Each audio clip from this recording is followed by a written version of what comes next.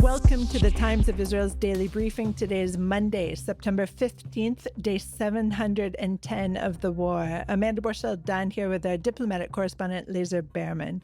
Hi, Lazar. Thank you so much for joining me on this super busy day. Well, I'm happy to be here, and thank you to our listeners for joining us on this super busy day.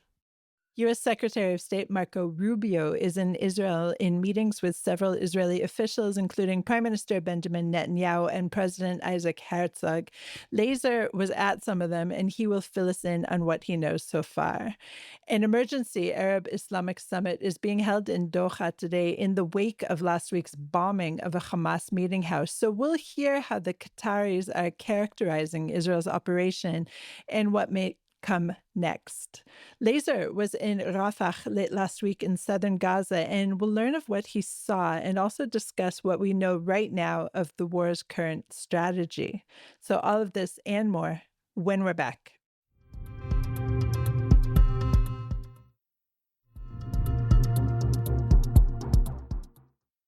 I'm Amanda Borschel-Dan here with our diplomatic correspondent, Lazar Berman. U.S. Secretary of State Marco Rubio has just finished his meeting with Prime Minister Benjamin Netanyahu in his Jerusalem office and is meeting with President Isaac Herzog, I believe, as we speak, Lazar. Is that right? That is correct. Now, ahead of Rubio's trip to Israel, he delivered statements on the tarmac, essentially echoing U.S. President Donald Trump's displeasure at the strike on Hamas officials residing in Qatar. I'm rolling it back a little bit. And on Friday, Trump and Special Envoy Steve Witkoff had dinner with the Qatari Prime Minister in New York after al-Thani held a 4-hour-long meeting with Vice President J.D. Vance and Rubio at the White House. And now there are rumors that Rubio will travel to Qatar after Israel. So, Lazar, let's start with Rubio's public statements in Israel, and then we're going to address and unwind the Qatar issue. So what has Rubio been saying so far? So I think Israel can be quite relatively relaxed and should be happy with what we've heard from Rubio. So I was just at the Prime Minister's office. Rubio and Netanyahu met for 3 hours and then came out and gave statements to the press and then answered questions. And there was nothing concerning or surprising in what Rubio said. He said, listen, Hamas needs to be eliminated. All the hostages must be released. That remains the U.S. policy. That remains President Trump's priority. And he made it very clear that America wants to look to the future and how to achieve that. That means it's not going to dwell on the Doha strike, which we know the administration was not thrilled about, to say the least. But it really hasn't changed the position, at least publicly, of the United States, of Washington, of the Trump administration. So in terms of the public statements, I think Israel can understand that it has gotten, at least from the U.S., has gotten off as lightly as it could.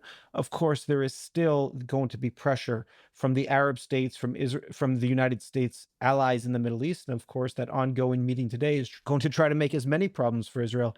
And the easiest way to do that is through pressure on the United States. So right now, what we're hearing and what I saw and what Rubio has said is that the policy on the Gaza war has not changed. There's no new pressure to end the war.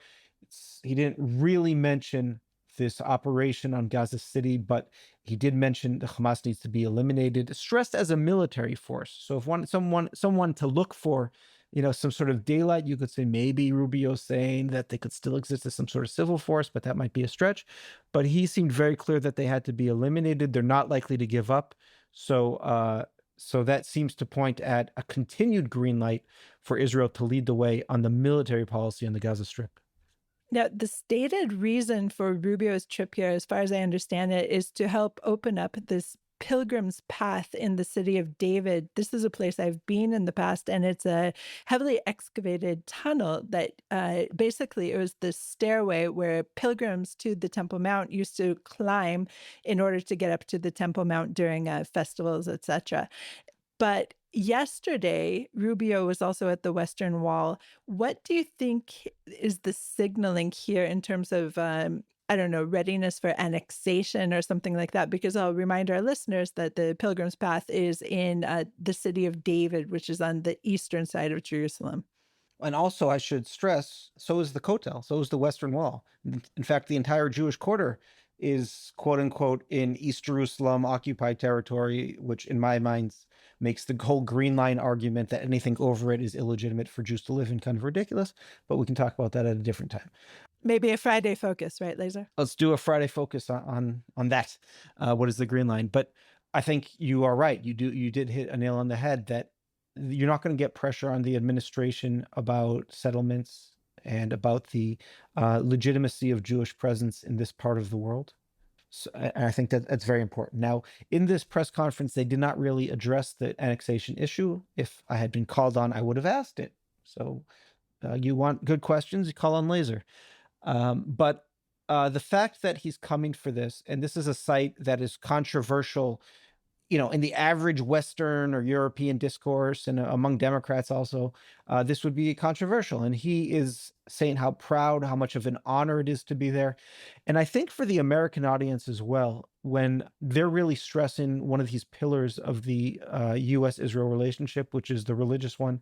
Obviously, America is a mostly Christian country, and even, he's not evangelical, but evangelical Christians, make up such an important part of President Trump's constituency, and also religious Catholics. So religious Christians really do, it's very important to Trump, and Trump knows this, and to stress and to signal back to Americans that this is so important, and this is what makes the relationship so special, I think is important. And I'm sure Israel is very happy to see that as well.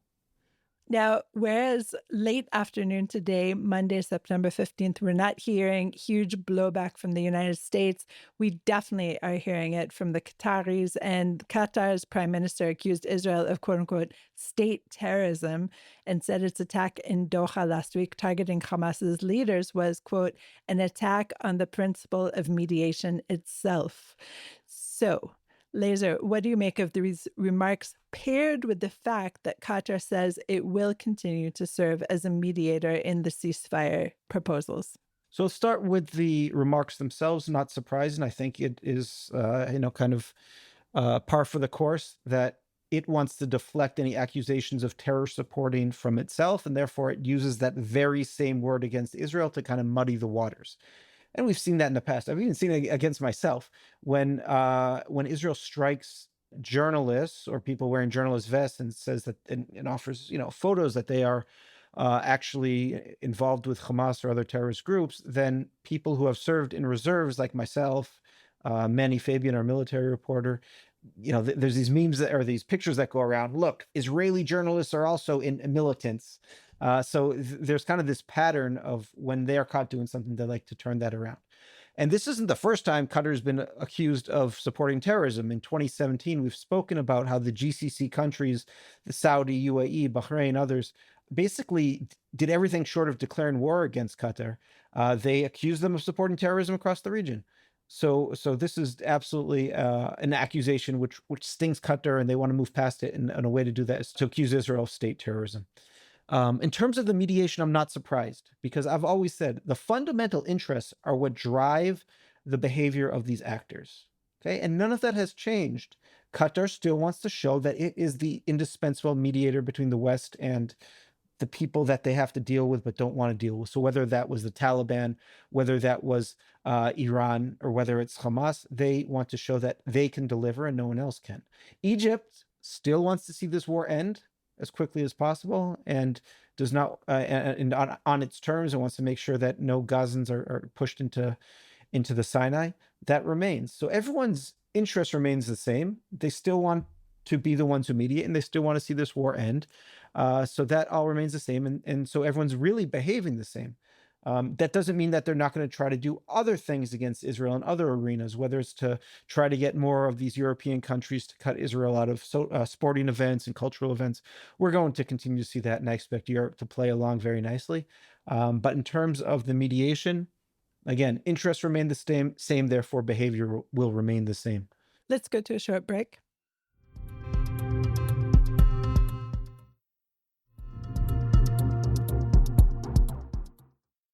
And we're back. I am Amanda Borschel-Dan here with our diplomatic correspondent, Lazar Berman.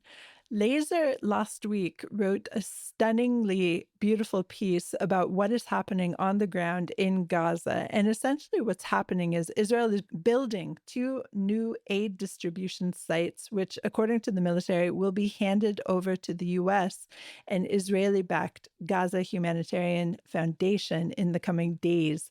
So Lazar was there when the IDF invited journalists to visit these sites on Wednesday. And Lazar, I have to say, reading your piece, I really felt like I was there with you. So please check it out. It's in the program notes. Lazar, let's talk about what you saw generally. Yeah. So first of all, you don't have to only feel that you were there with me. I'm sure you could come along to one of these trips at some point and see Gaza for yourself. The interest that Israel had in bringing mostly foreign journalists actually to the site was very clear. Now, the GHF, the Gaza Humanitarian Foundation, is that U.S.-Israeli initiative since March, has come on, it started operating in May. It has come under a lot of criticism from the rest of the aid community, saying that they don't follow the right principles of neutrality, impartiality, dignity, and also because of scenes of chaos within the sites and violence outside the sites. The GHF says, hey, we're the only ones delivering food at this scale right now, and we have 0% looting, and there's been no violence. No one's gotten hurt or killed within our sites. And so Israel is in cooperation with the US, but the IDF is building two new sites right now, both in southern Gaza, in Rafah. So they took us to see the construction of these sites. What is different now is that they are quite close to the Mawasi humanitarian area, so that Gazans, if they choose to go to this area, as Israel wants, won't have to walk many kilometers. They'll be able to walk by foot 5 to 10 minutes to the more northerly of the sites, and maybe 20 minutes at most to the southern site. The routes will be much more clearly marked, so there won't be people stumbling into, active war zones. I think that's one of the reasons that a lot of people have been getting killed or shot at around these sites. So Israel says that this is going to be much smoother, and the more sites you open, the less pressure there is on each site. You won't necessarily have as many of those scenes of chaos where they open the gate and it's a free-for-all inside. So that's what they wanted to show us. I also noted that there was no sounds of war, which was kind of very interesting. Usually when you're in Gaza, you hear things blowing up. Israel really controls that southern Gaza Strip. We were not in armored vehicles. We were in pickup trucks. You saw civilian cars driving up and down the Philadelphia corridor. We were right next to the beach. So you could actually hear the waves. You could see that black pipeline that the Emiratis have started from whatever the word is, I won't even try anymore. We're going to stop. But it doesn't have salt anymore from the sea. It is fresh water. You can drink it. That is going from Egypt to the Mawasi area. So you saw a lot of the humanitarian initiatives that Israel, once they got into all this controversy over the summer, that they really picked up and put a lot of effort and a lot of publicity around these new initiatives. You could really see a lot of them. So it's at least that day I was there, it was calm. Israel was in control. There was more construction, and they were optimistic, and they really want to show off their new humanitarian initiatives. So first of all, it's very comforting to hear somebody else have trouble pronouncing words. So thank you for that, Lazar. But I just want to return to what you were talking about in terms of killings and shootings and violence. And I am under the at least impression that there has been a lot of violence and shooting at these GHF sites, and that we've indeed documented it. But what you wrote in your piece and what you appear to be saying now is that all of these killings have occurred outside the compounds and not inside. Is that what you're saying? Yeah, but that's not new. It's been, the sense I get is whatever wasn't Hamas, and a lot of it wasn't, was people either trying to rush, to get there ahead of other people or to find ways into these sites, or they just couldn't figure out, because it was poorly marked on maps or poorly marked on the ground, where the route that they're supposed to go, what the safe route is. So they end up wandering into neighborhoods where there's no humanitarian movement, and it's Israel battling whatever Hamas terrorists are still there. And that starts to become very dangerous, because to get them to move, you only have really kinetic means, live fire and things like that. Doesn't mean you're shooting at them, but you're shooting around them. And if it's from a distance, obviously people can get hit. And there's a lot of fear, because Hamas's main effort now is IEDs, explosives, that among masses of people they can get into these neighborhoods and plant explosives. So it's a very tense environment. So having hundreds or thousands of people being where they're not going to be leads to a lot of these deadly incidents.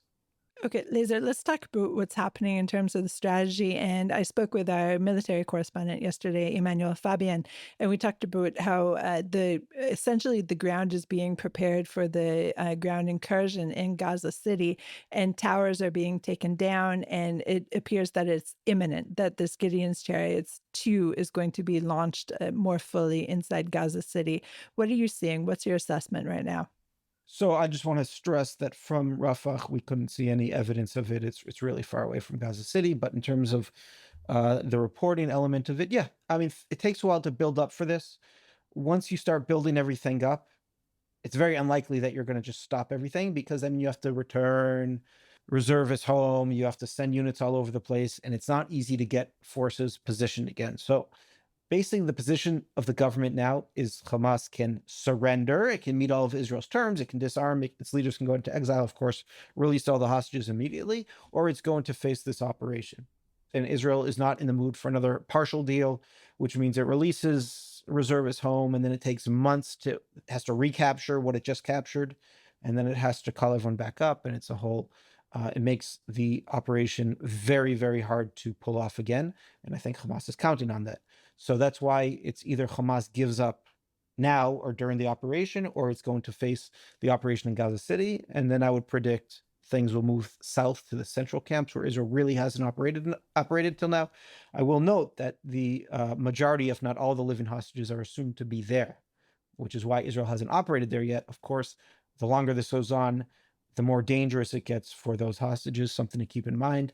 There's no easy answer there, but that is certainly something that is has shaped IDF operations throughout and will continue to do so. But, as we get now to, there's fewer and fewer hostages that haven't been released, that's still alive. Israel's saying that there's 20, and that there's fewer and fewer areas that IDF hasn't taken, that at some point Israel is going to have to make the decision to defeat Hamas on the ground or prioritize the release of the hostages.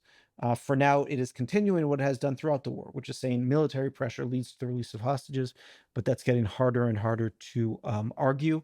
And it looks like we're getting closer and closer to an end somehow of this, whether it is on the battlefield or Hamas surrendering, unlikely, or some other type of release. So, we are getting toward the end of this, and I think that is what Trump wants to see as well. Okay, let's just close out the program by closing a circle. As I mentioned earlier in the program, there are rumors that Rubio will fly out to Doha from Israel. And if he were to do that, do you think that it would have something to do with any kind of hostage release ceasefire negotiation? And everything that the U.S. talks to Qatar about is, of course, about negotiation and the ceasefire thing. Part of it is to calm one of the main U.S. allies in the region. But of course, they're going to talk about that. And the U.S. would like to see a negotiated end to the war that meets America's conditions, as Rubio said, which are very similar to Israel's conditions, disarming of Hamas, release of all the hostages, and a new future without Hamas in Gaza. So if it can make that happen, wonderful. I'm sure they're going to try to do that. But given Qatar's ineffectiveness at getting that to happen, they might have been effective in other parts of the negotiations until now. And Hamas, seen as this is the fight for its very existence, I don't see that as very likely. I think we're going to see the operation in Gaza City. Lazar, thank you so much for your time. I know you're having a slammed busy day. Hopefully you will have some lunch at some point as well. And I've not had that yet, actually. That's true. Forgot that. Right. So thank you very much for joining me today, Lazar. Okay, thank you. Thanks for listening to the Times of Israel's Daily Briefing. Please check out another installment tomorrow. This episode was produced by the Podwaves. If you have any questions or comments about this or any other episode, please drop us an email to podcast@timesofisrael.com. Until tomorrow, shalom.